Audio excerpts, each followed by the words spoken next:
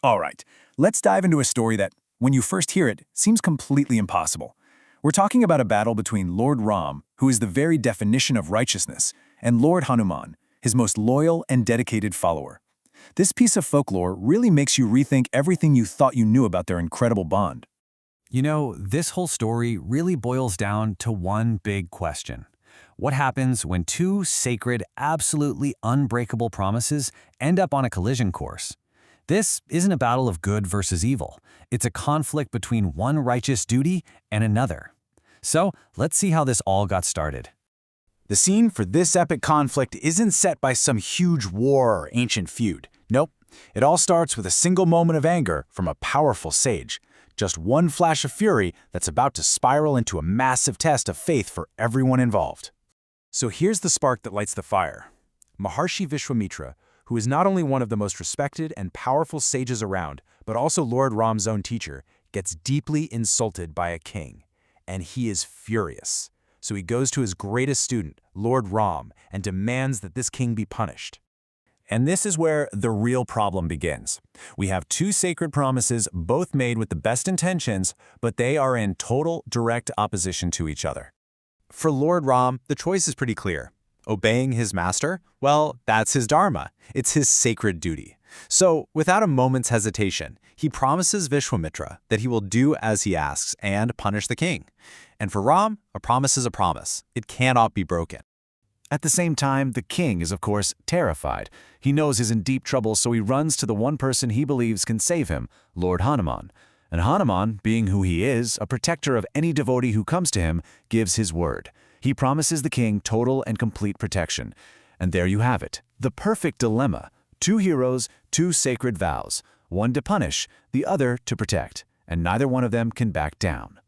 So, with both of them bound by their word, a showdown is now unavoidable. But this isn't a fight born out of anger or hate. This is a standoff built on honor and duty, which, honestly, makes it even more intense. So picture this. Lord Ram arrives to carry out his vow, but blocking his path isn't the king. It's his most beloved devotee, Hanuman. For the very first time, the master and his follower are on opposite sides of a battlefield, and both of them are absolutely determined to keep their promise. What happens next is it's one of the most incredible moments in this entire story.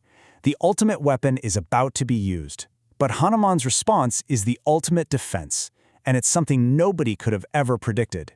Lord Ram, he's bound by his duty. He has to do it. He fires his divine arrow. Now, this isn't just any arrow.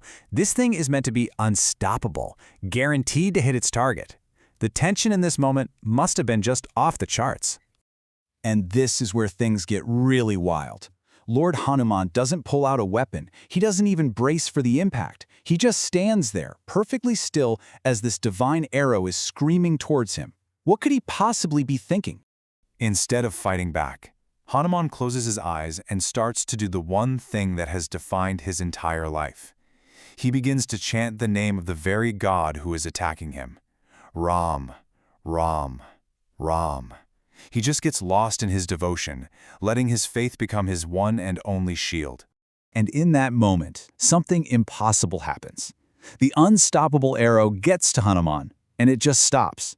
It can't harm him. It's completely neutralized by the power of his devotion.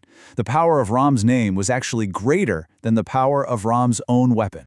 So at this absolutely stunning moment with both Ram and Hanuman basically at a stalemate, the real reason for this whole conflict finally comes to light. This was never just a duel. The celestial sage, Sage Narada, suddenly appears on the scene. And he reveals that this whole event was something called a Leela, a divine play. It was all orchestrated, like a cosmic game, to teach the world a very, very important lesson. This wasn't a real conflict. It was a demonstration. So, what was this grand lesson all about? Well, it reveals some core truths about duty, about faith, and about the nature of divine power itself. So first, this divine play showed that a vow is sacred. Both Ram and Hanuman were willing to face each other to keep theirs. Second, it showed that a promise made to a devotee is absolute and must be protected. But the most important lesson, the big one, was that the name of God, when you chant it with pure devotion, is the supreme power in the universe. It can overcome literally anything. And that's the real takeaway here.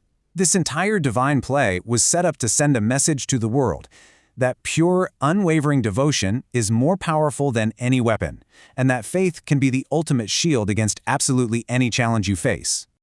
You know, this story leaves us with a really fascinating question to think about. It suggests that the greatest power isn't physical strength or some divine weapon, but something you can't even see, like faith or a name. It really makes you wonder, in any conflict, big or small, what's the force that truly holds the ultimate power?